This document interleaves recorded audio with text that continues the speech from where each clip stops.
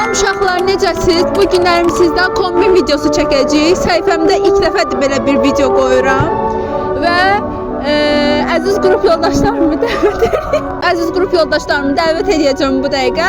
Onların kombin videosu hardandır? Onları öyrənəcəyik. İlk öncə öz kombinimdən başlayım. Mənim kombinim full olaraq Multishopdandır. Ətəyim, tapaşkim və üstüm. İçimdəki kofta da Temudandır. Belə, indi isə canı dəvət edirəm bura. Fidan xanım, salam, necəsiz? Salam, yaxşıyam, sağ olasınız. Biraz utanıram ama. Fidan xanımdan bu günlərin kombinini soruşacağıq. Kendisi staristamız olur. Başlayaq. Fidan xanım, kombininiz hardandır?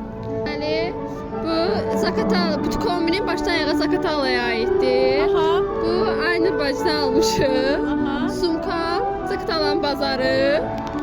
Sonra ayaqqabı, Nat ayaqqabı. Bu içimdəki dayı qızıma aiddir. Donumdakı Nərgiz hala. Fidan xanımın kombini belə idi.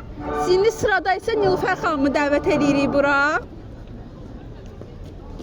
Nilüfer xanım, salam, necəsiz? Salam, yaxşıyam, sən necəsən? Yaxşıyam mən də. Bu günlərim sizin kombininizi də sıralayacağıq. Görək sizin kombininiz hardandır?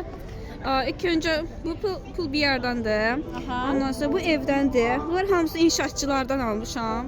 Bu ayaqqabım da hamısı belə. Ümumi total.